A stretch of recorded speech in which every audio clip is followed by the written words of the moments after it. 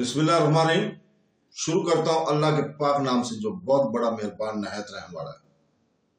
दोस्तों, बहनों, भाइयों और बुजुर्गों, अस्सलाम वालेकुम। तारीख इस्लाम की सिलसिलावार इस किस्त नंबर 38 में हम मरबतून इनकलाब का जिक्र करेंगे। तो दोस्तों, मरबतून इनकलाब तारीख इस्लाम की चंद एक सही महीनों में अवामी तारीखों में से एक तारीख थी। इसका जन्म अफ्रीका की कोक से हुआ और इसने दो बड़े आज़म को अपनी लपेट में ले लिया। अफ्रीका और स्पेन की तारीखी अतरका में फैसला कुन रोल अदा किया। यूरोपीय और मुस्लिम दानिशवरों ने इसका गहरा मुताला किया। इब्ने खल्दून ने अक़वाम के अरूजो ज़वाल की नजरिया में इसी की बुनियादी असूल को अपनाया है।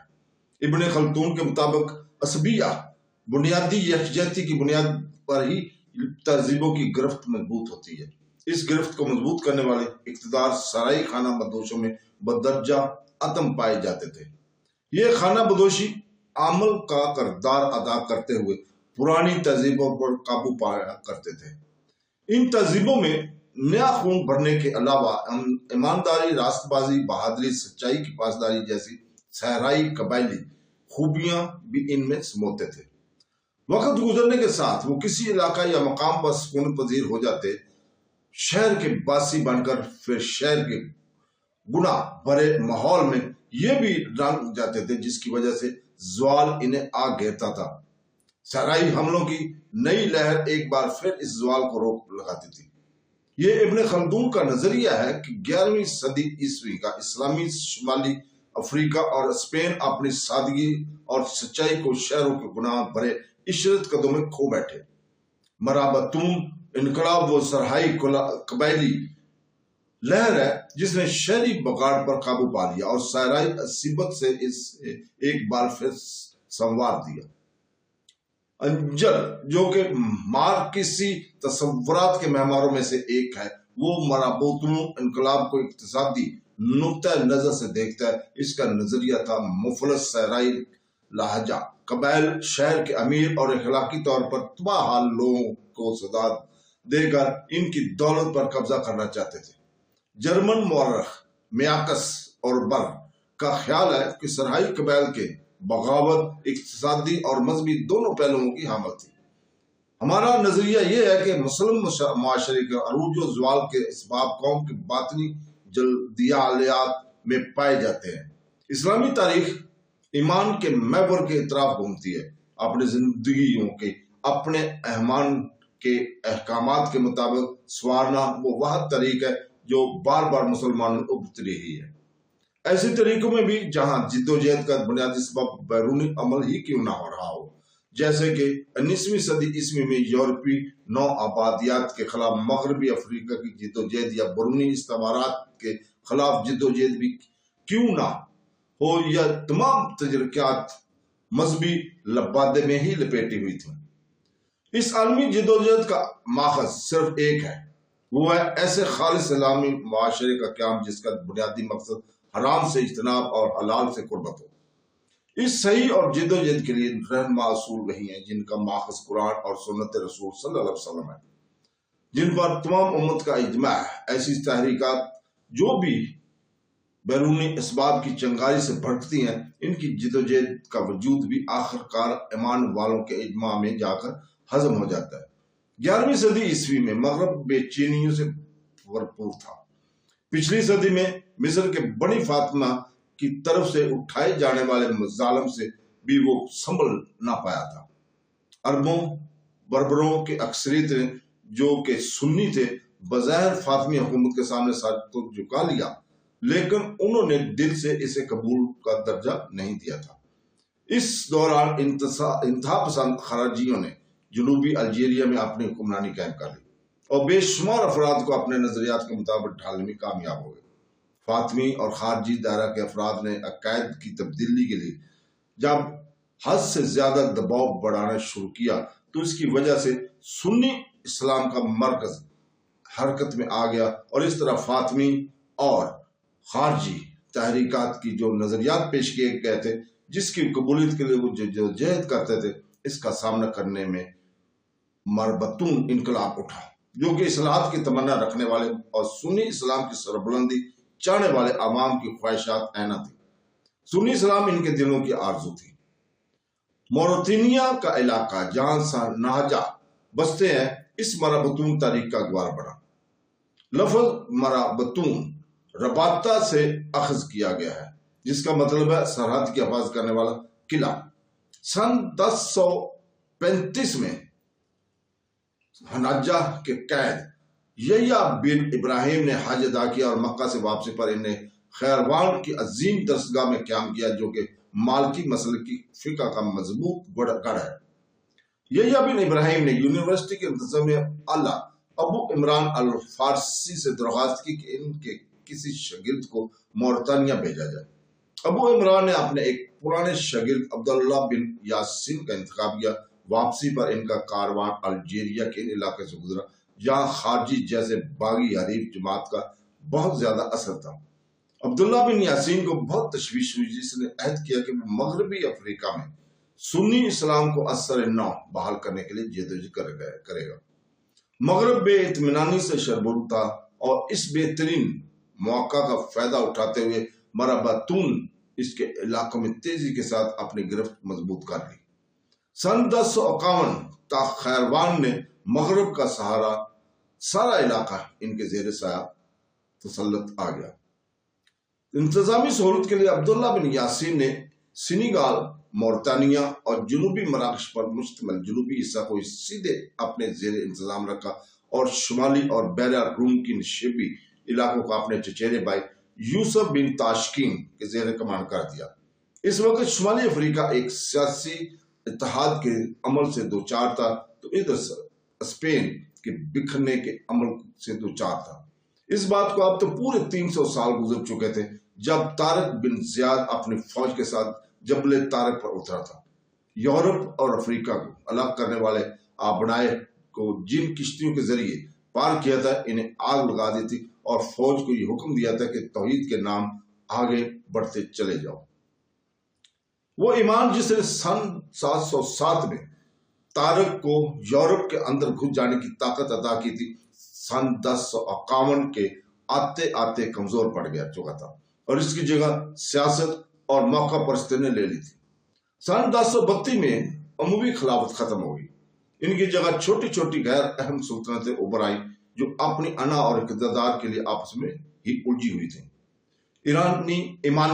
ईमानी इकायत ने जो इत्तेहाद बख्शा था, जो भाईचारगी थी, इनकी जगह कबैली और खानदानी मुफाद परस्ती ने ले ली थी।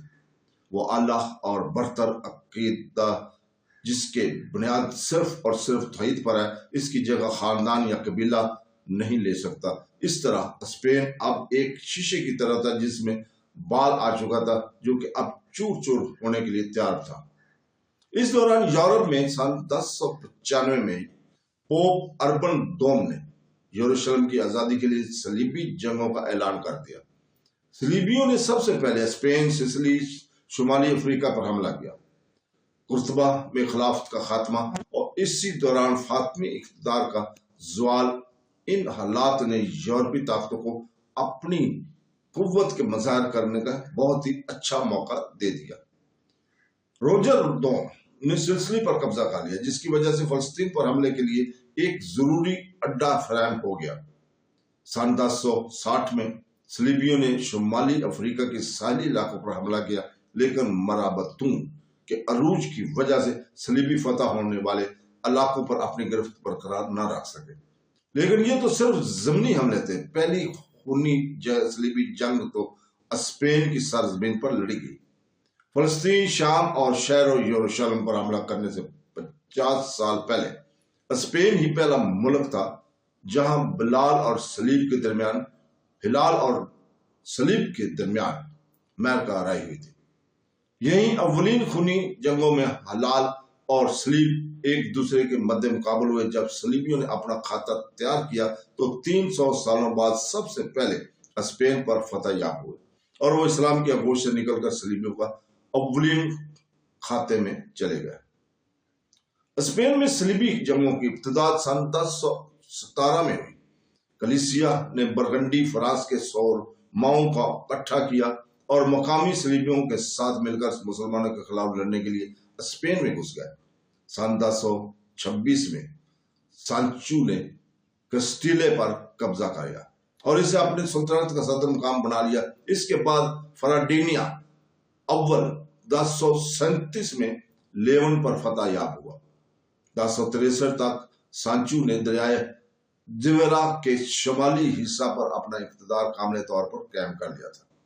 یہ علاقہ لزبن سے بحیرہ روم کے ساحل پر واقع بارسلونا کے میڈرڈون کوس کی طرف پھیلا ہوا تھا۔ سن 1065 میں اس کی موت ہوئی، لیکن اس وقت تک فرڈینڈ کے سرکوسا، تولیدو، سوتنے اور ہڈیزوڑ کی مسلم ریاستوں کو خراج ادا کرنے پر مجبور کر دیا۔ لیکن ابھی یہ تو صرف ابتدا تھی۔ اس کے بیٹے الفانسو چہارم کے دور حکومت میں ہی عیسائیوں کی زبردست پیش قدمی کی۔ 1085 میں الفانسو نے قدیم شہر خولیدا پر قبضہ کر لیا۔ اس قدیم صدر مقام کی بڑی لائبریری اور درسگاہیں عیسائیوں کے ساتھ ہاتھ آگئی۔ تولیدا سے بڑھنے والی دانشورانہ تاریخ اس سلسلے کی اولین باب تھا، جس کے ذریعے قرون وسطیٰ کی یورپ کو، جو کہ جہالت کے اندھیروں میں ڈوبا ہوا تھا، جہالت کے ان اندھیروں سے آزادی ملنے والی تھی۔ تولیدو کے شکست کی وجہ سے رد عمل کا ایک طویل سلسلہ شروع ہو گیا۔ یورپ میں مسرتوں کی لہر دوڑ گئی۔ مسلم اسپین میں خطرے کی گھنٹیاں لگیں، لیکن مسلمان ریاستیں آپس میں ہی فضول دشمنی میں الجھی ہوئی تھی۔ یہی وجہ تھی کہ وہ عیسائیوں کے خلاف متحد ہو کر مزاحمت نہ کر سکے۔ اسی دوران مرابطون انقلاب شمالی افریقہ نے سرحد کے ساتھ گھستے ہوئے اسپین کے در پر دستخط دے دیا۔ مرابطون جس خالص ایمان کی حمایت کا بیڑا لے کر اٹھے، ان کی زبردست گونج اسپینی مسلمانوں کو سنائی دینے لگی۔ اندلس کی آبادی امیروں کی جانب سے عائد کردہ ظالمانہ مسئولات کی بوجھ تلے کرا رہی تھی۔ یہ مسئولات انہوں نے شان شوکت سے سجے درباروں کے اخراجات پورے کرنے اور عیسائی حکومتوں کو اخراج ادا کرنے کے لیے عائد کر رہے تھے۔ علماء نے اس بات کا احساس کر لیا کہ اب صرف ایمان کی تازگی سے ہی صلیبیوں کا مقابلہ کیا جا سکتا ہے۔ اندلس کے تمام علماء سویلے میں اکٹھے ہوئے اور امیروں پر بول ڈالا کہ مرابطون سے مدد مانگے۔ تولیدو کے ہاتھ سے نکل جانے کے بعد ایک سال بعد 1081 میں سویلے گرناتا اور بدے جوڑ کر امیروں نے یوسف بن تاشکین کے پاس ایک سفارت بھیجی اور مداخلت کی درخواست دی۔ مرابطون تاریخی شمال پلو کے قائد یوسف بن تاشکین اسپین کے حکمرانوں کی آپسی اختلافات سے اچھی طرح واقف تھے۔ پہلے تو اس نے ان جھگڑوں میں کود پڑنے سے بچنا چاہا، لیکن علماء کی جانب سے بار بار کی جانے والی درخواستوں کی وجہ سے وہ پگھل گیا۔ سن 1086 میں اس 80,000 فوج کے ساتھ ابنائے کو پار کیا۔ بربروں، سرحاجوں، افریقیوں پر مشتمل اس کی افواج شمالی افریقہ کے مالکوں کی وجہ سے جنگوں کے لیے مکمل طور پر تیار ہونے کے علاوہ ایمان کی دولت سے بھی سرشار تھی۔ ان میں سے کچھ فوج ٹمبکٹو اور گاہ جیسے دور علاقوں سے آئی تھی۔ ابن خلدون کہتے ہیں کہ رسول پاک صلی اللہ علیہ وسلم نے جنگ بدر میں جو فوجی چالیں سکھائی تھی، مرابطون افواج نے ان کے نقشے قدم پر چل کر وہی کی تھا۔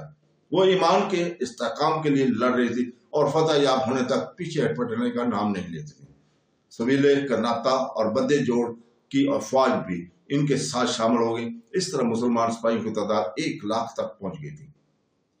اس دوران الفانسو چہارم اور اس کے صلیبی سورما ساراگوسا کو تخت و تاجرات کر رہے تھے۔ مرابطون کی آمد کے بارے میں سنتے ہی وہ مڑ کر آگے بڑھ گیا اور دونوں افواج کا آمنا سامنا بدے جوڑ کے قریب ہوا، میدانوں میں ہوا۔ اب تک یورپ کے سورماؤں کی زبردست زرہ پوشی کا فائدہ حاصل تھا، لیکن یوسف بن تاشکین اپنے ساتھ ترک خطیط اندازوں کو لے آیا تھا، جن کے ساتھ طاقتور کو ساکھ کمانے تھی۔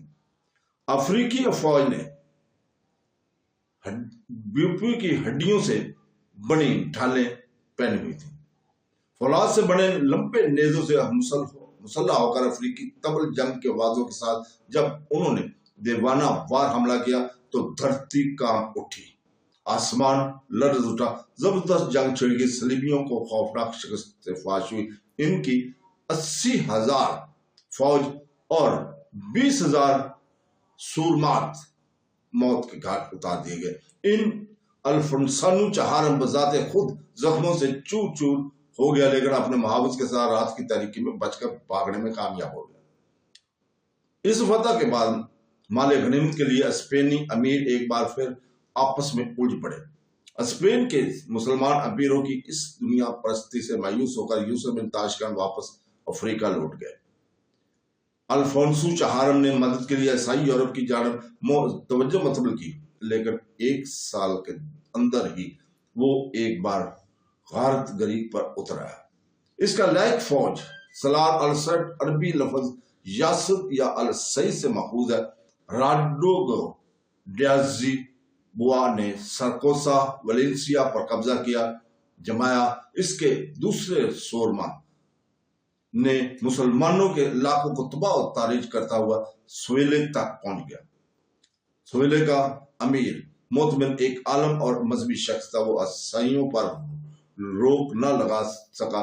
مصری کے عالم نے اس نے ایک بار پھر شمالی افریقہ کی جانب مدد کے لیے نظر کی۔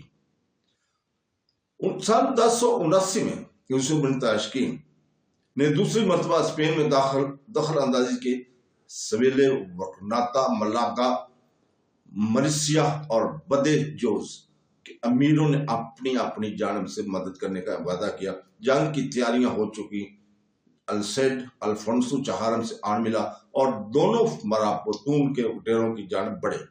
جنگ شروع ہونے سے پہلے ہی اندلسی امیروں کے درمیان ایک بار پھر فساد شروع ہو گیا۔ ان تقسیم شدہ افواج کے ساتھ یوسف بن تاشقین صلیبیوں کا سامنا نہیں کرنا چاہتا تھا۔ وہ افریقی لوٹ آیا اب کہ اس نے فیصلہ کر لیا کہ ان اندلسی امیروں کو بے دخل کر کے اسپین کو مربوطون سلطنت میں ضم کر کے رہے گا۔ 1090 میں یوسف بن تاشقین نے تیسری مرتبہ یورپ کے اندر داخل ہوا۔ اس نے سب سے پہلے غرناطہ، مدگار کے ان امیروں کو اقتدار سے اتارا جنہوں نے عین جنگ کے موقع پر اس سے غداری کی تھی۔ المعتمد نے نوشتہ دوار پڑھ لیا کہ اب اس کی باری ہے۔ اپنی امارت کو محفوظ رکھنے کے لیے اس نے الفونسو چہارم کے ساتھ معاہدہ کی پیشکش کی، لیکن مرابطون نے اس کے قاصد کو راہ میں ہی گرفتار کر لیا۔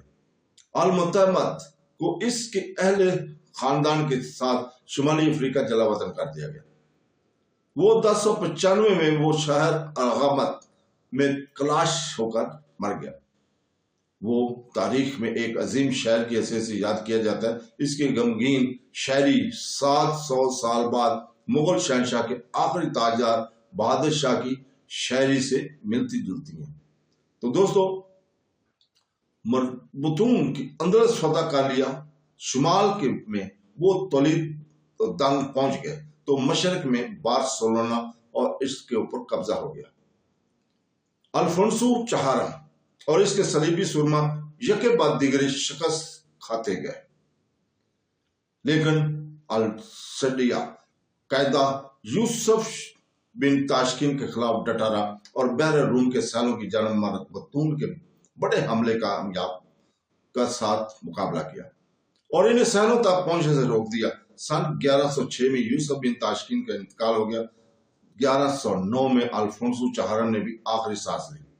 یوسف بن تاشقین اور الفونسو چہارم کے درمیان جنگ جاری تھی جب اسی دوران فلسطین میں پہلی صلیبی جنگ اپنی انتہا پر تھی، جس کے نتیجے میں آخرکار سن 1099 میں یروشلم ہاتھ سے نکل گیا۔